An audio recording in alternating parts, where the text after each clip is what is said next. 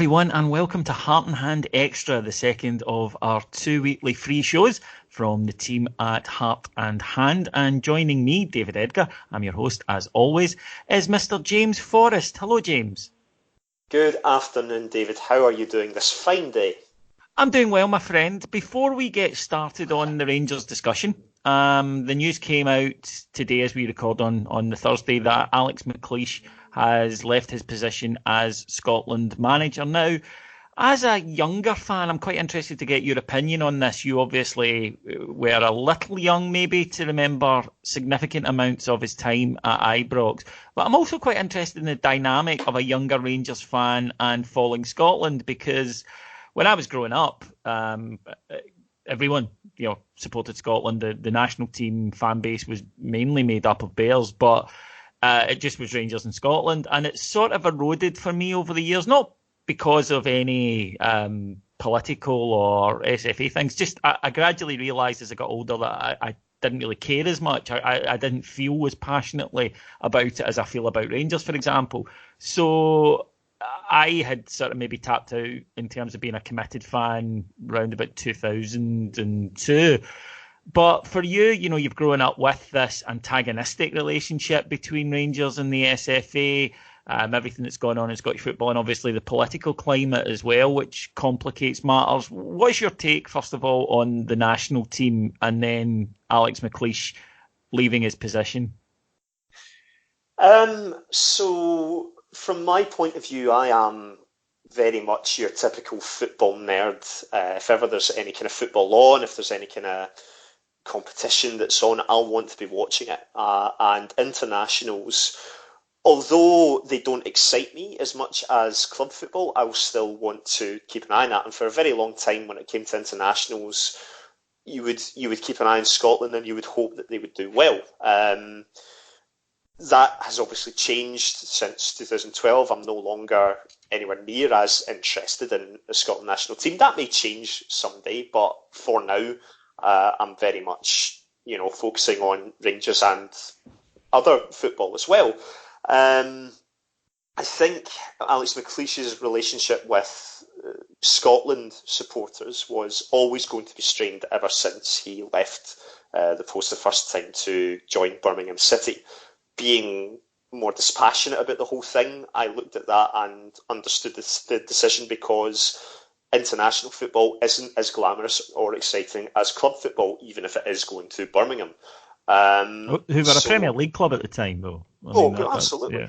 So the opportunity managing the Premiership doesn't come up that often. No, I'm the same. I mean, with me, it wasn't.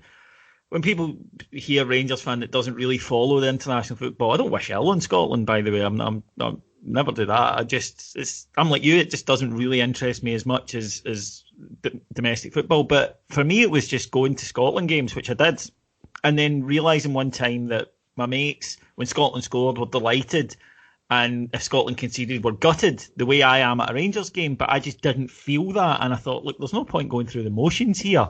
If you don't feel it, then what is football without that? It was just watching as a neutral, which is a totally different experience from being a fan. And that was it. But then I noticed, more and more over the years, more and more Rangers fans growing further and further away, to the point now that it is a thing.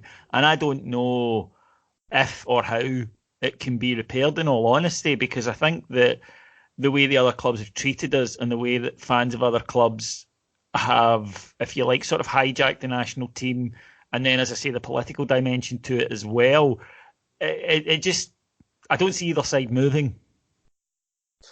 I think you really have to want to support the national team, and you have to have that feeling of, I'm absolutely gutted that we've conceded a goal, or I'm absolutely over the moon that we have scored a goal, no matter who that goal scorer is. And I think there is a small number of Rangers fans who are of that opinion, but I think there's a lot more now than maybe what there was back when maybe you were my age, for example, that had those feelings. On Alex McLeish, the manager, I was living away for pretty much all of his spell as manager. We moved back home the summer when Paul Le Guen took over, so I missed pretty much all of his spell. I went to a few games, But the thing for me is he was the manager who won the first league title that I remember.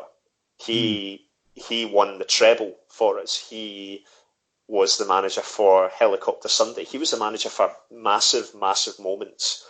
And when I see on social media, which incidentally should never and will never represent real life, I want to point out, when I see a lot of Scotland fans who are saying, "Oh, I'm absolutely delighted Alex McLeish is like, oh, this is absolutely brilliant, get to F, Eck, etc."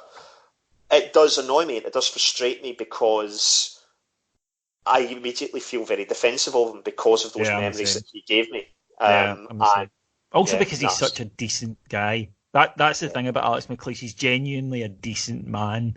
And I'm like you, I think that the abuse he's taken, because he's ex-Rangers, let's be honest here, because he's ex-Rangers, I think is awful. And I wish him nothing but the best. There's rumours about his health. I hope that he can go away and concentrate just on enjoying time with his family, and hopefully recovering from whatever it is that ails him. And I think that every Rangers fan wishes him, because he gave us some great memories. Yeah, there were bad times, but there was a hell of a lot of good ones in there as well. So all the best to Alex McLeish. So back to what we really do care about, and that's domestic football and primarily Rangers. And we are back in action this weekend, James, when we go to take on Hearts at Tynecastle. Now, probably uniquely among the top six, Hearts, we have a really good record against this season with 9 points taken from 9 so far against them. A pretty comfortable win last month when Rangers battered them by 3-0, and it could have been more. Rangers were superb on the night. That followed a 3-1 win earlier this season when we blew them away in the first half an hour, and a 2-1 victory at Tynecastle. So Rangers have a good record going into this game. No real fears in terms of previous performances against Hearts. But it's been spiced up a little with the news this week breaking that Rangers are interested in signing the Hearts centre-half John Souttar. Hearts will be looking for around about £2 million for him. And my take on it, and I'm interested to get yours, is that I like John Souttar. I think he's a good player. And I think he's worth £2 million, in all honesty.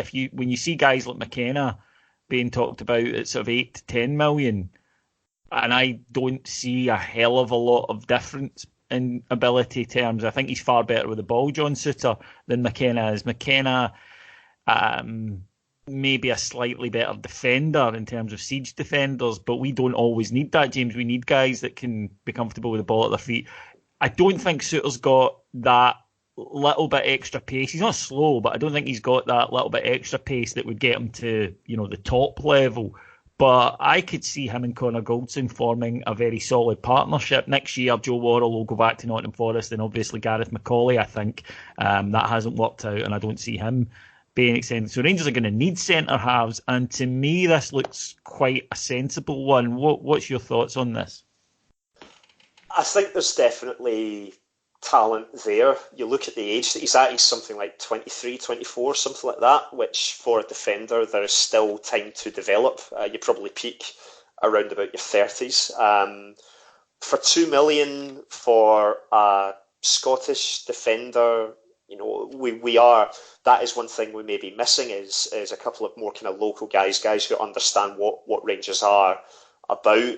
You may not necessarily have grown up a Rangers supporter, but that doesn't necessarily matter. When you arrive at Rangers, you immediately get what it is, rather than if you've come from somewhere else, it takes you time to really understand that. For £2 million, I think it is a good bet. My feeling is, if we were to bring him in and we Worrell leaves and Gareth McAuley, I think most people would assume that he would leave, and even if he stayed, I don't know whether he's necessarily someone that's going to be considered an option for the first team. I would still be looking for one more, that kind of experienced guy, because that's quite a young central defensive trio, Goldson, Souttar and Katic. I think getting in someone that has a bit more experience at a top level, I would be looking for that to complete that, I think, but it's certainly going in the right direction. And yes, I think what you say is right as well about the ball playing aspect. I think that's becoming more and more a thing with defending, and if we can get someone in who does have that natural ability to do so, then all the better. Rangers also linked with a couple of other transfer moves this week. That Jake Hastie, the young Motherwell winger, who a deal Rangers walked away from a deal earlier this season when his agent upped the terms continually after a deal had been agreed. He would then come back and say, actually, it's now this, and actually, it's now. And Rangers eventually went, no, we're not having anything to do with this. But there are rumours that the youngster has actually triggered the deal back on himself and said, no, I want to sign for Rangers. We don't know much about him. He's a youngster. But from what I've seen of him, he looks an exciting prospect. But he is a prospect. But given it would be, a development fee, it seems fairly risk-free. I'm quite into that. The other one, though, does surprise me a little, and that's Greg Stewart, who had a magnificent start to the season at Kilmarnock on loan, where he was on loan from Birmingham, where he hadn't really set the heather on fire. He then left Kilmarnock, I thought somewhat bizarrely, to go back to Aberdeen, where he'd had a disappointing spell previously and has had a disappointing spell this time round. With a lot of Rangers fans saying, well, it's the difference in management. Aberdeen, let's face it, they're a long ball team, and therefore, if you're the type of player Greg Stewart is, you're going to struggle. Kilmarnock play a wee bit more on the deck, so there is that, I suppose, but he's 29, he's not a youngster. He's had failures at the bigger clubs he's been at.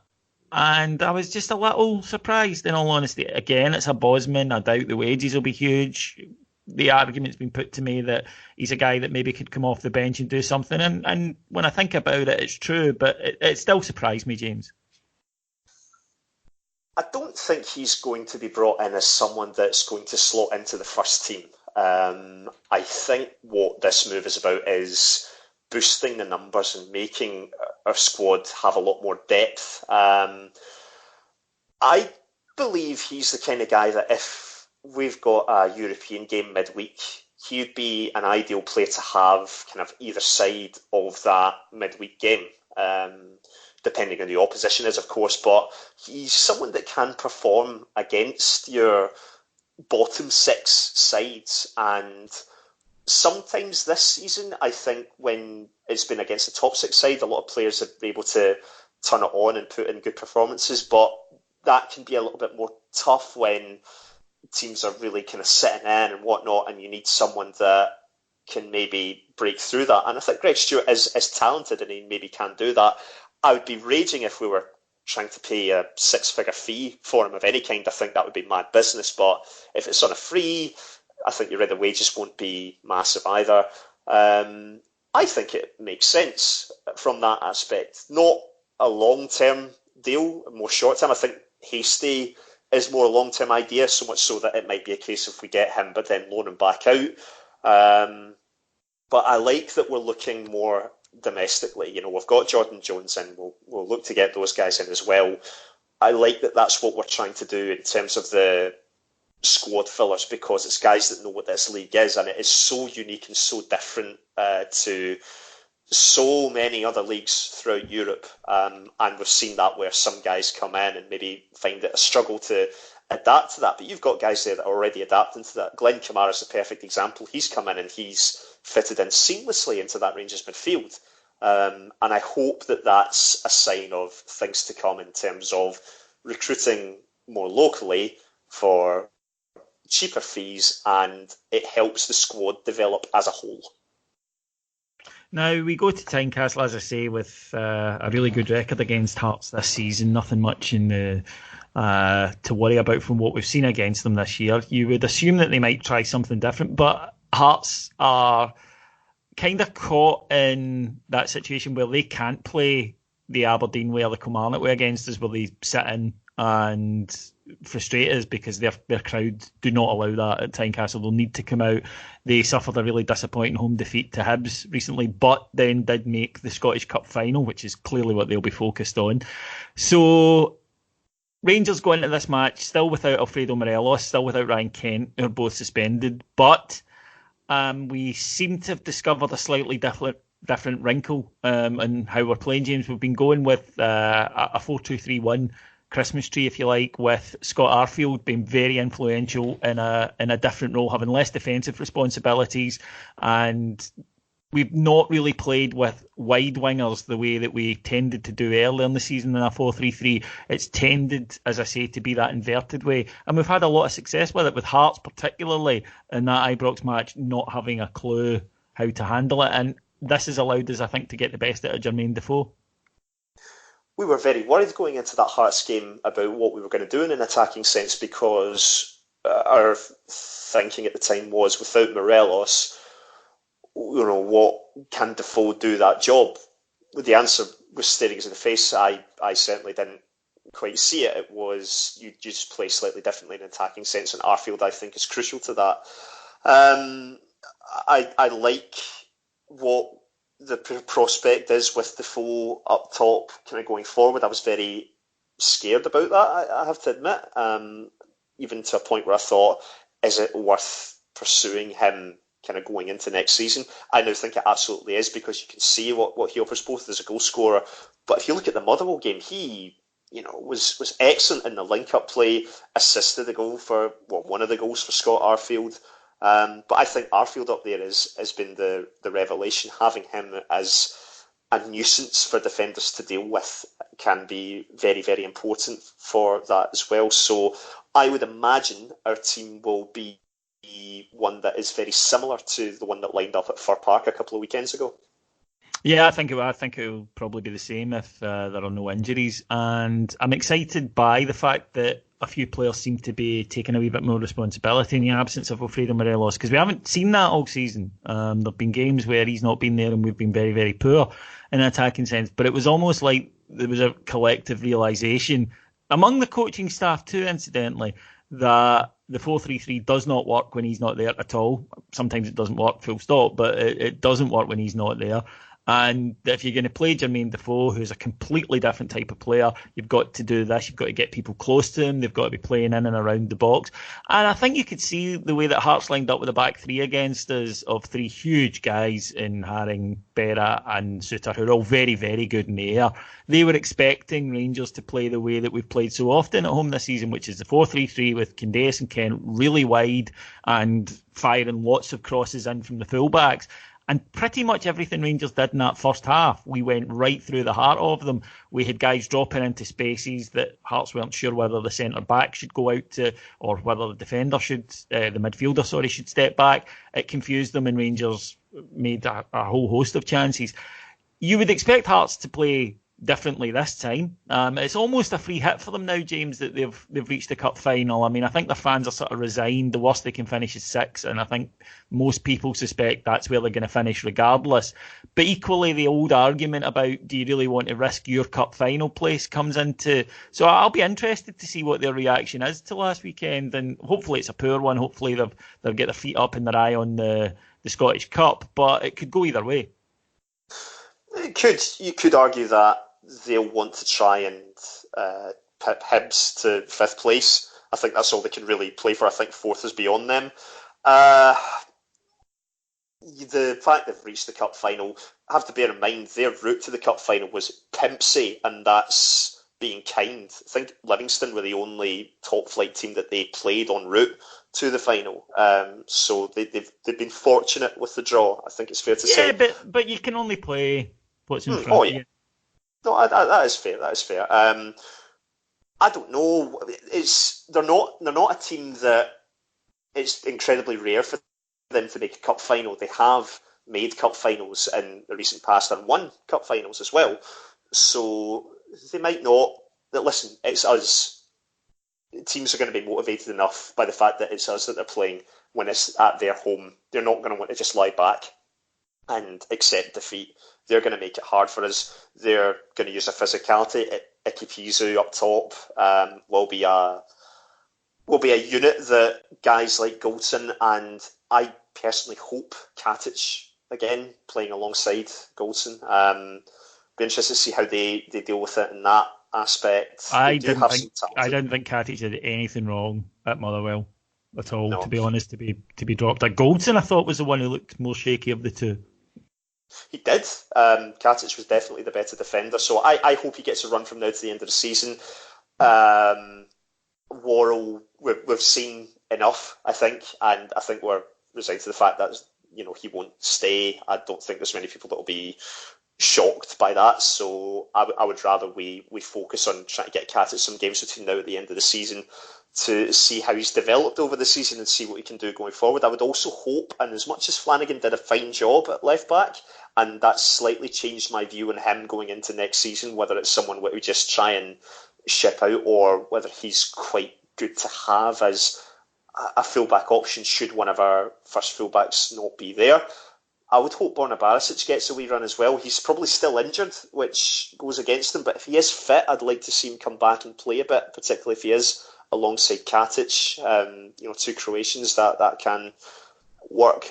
I'm hopeful that I don't think Barisic is long for Scotland. In all honesty, it wouldn't surprise me in the slightest if he left in the summer.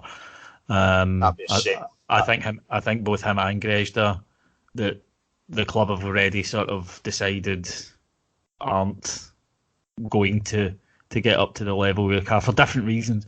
But we'll see. I mean, I might totally be wrong. The manager has picked him when he's been fit. It's not like he's been exiled. But be interesting to see.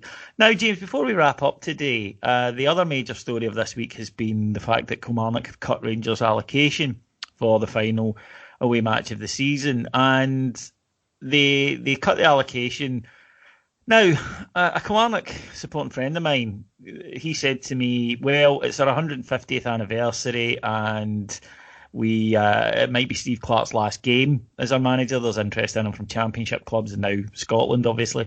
So there was a feeling that was the reason for it. And when he put it like that, I was like, fair enough. But then I saw the Kilmarnock statement where they talked about our fans feel intimidated and there are safety issues, and I just thought that's a load of bollocks. That's just complete and utter lies, and it's angered a lot of the Rangers support, with a lot of them saying, right, fine, in future that's all we'll take from them, and Rangers seem to indicate they were thinking that way as well.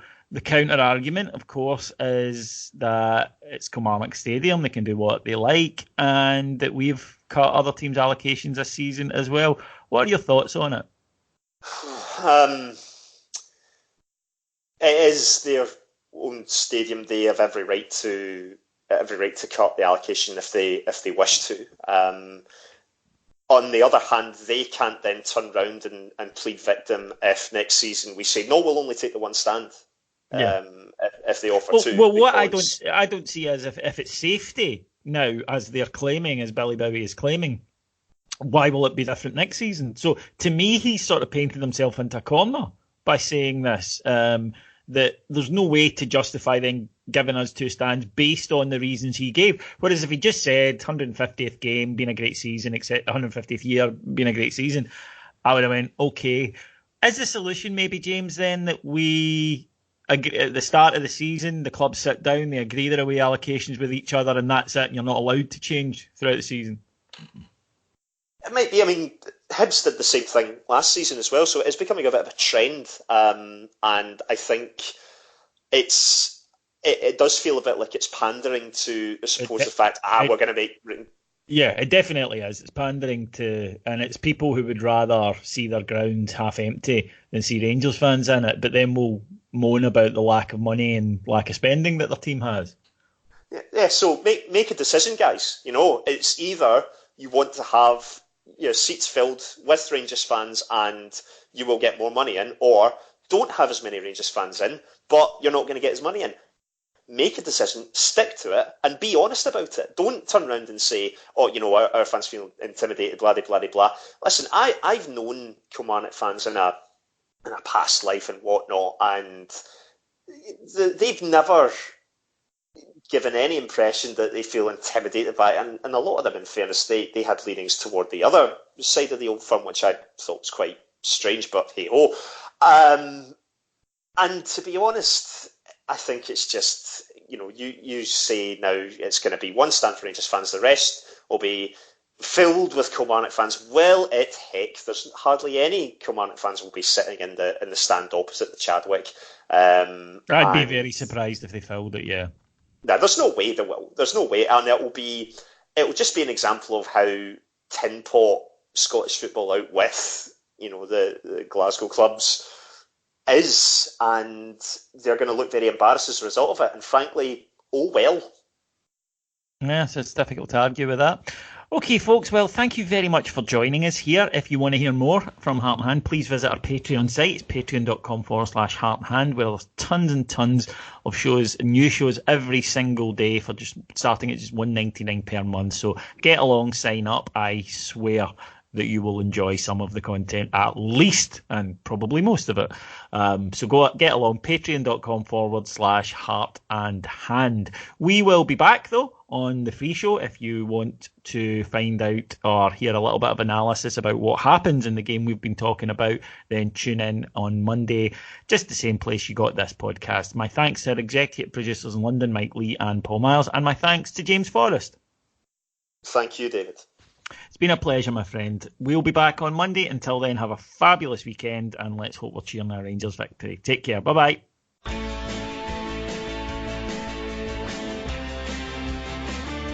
I'm sitting here with one of my first Rangers idols, and still to this day, one of my favourite Rangers of all time, Mr. Ian Ferguson. How are you? Hi David, how are you? It's none other than Mr. Mark Haley. Welcome, Mark. Good morning still. Yes. It is good morning. Thanks very much for doing this, Nigel. Thank you very much. Appreciate this. First thing I'd really like to ask you is, going on to Spain, what, if anything, did you know about Rangers? It's quite funny story, but Clint, I can't thank you enough for your time on this. It's been absolutely great and a pleasure to speak to you. Thank you very much, mate. Thanks for your time and thanks for having me on. I'd just like to thank you, Craig, for taking the time to do this and giving us so long as well and speaking so honestly.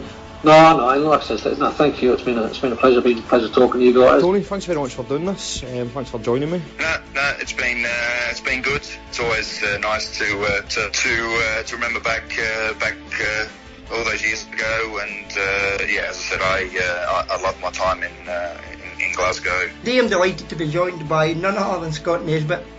What a welcome, thank you. Today I'm joined by a real hero of mine and a real hero to many Rangers fans. It's none other than broadcasting and football legend Mr. Andy Gray. I thank you very much for joining us, Andy. My pleasure. Joining me today is a friend of the show and all-round good guy, now of course leading pundit with BT Sports and Rangers TV, Kevin Thompson. Kevin, thanks for joining us again. Thanks, mate. Pleasure to be on as usual. It's always good to have you on. Today I have someone with me who played in countless classic Rangers games and literally was one of my childhood heroes. A warm welcome to Mark Walters. How are you, Mark? Very good, thank you.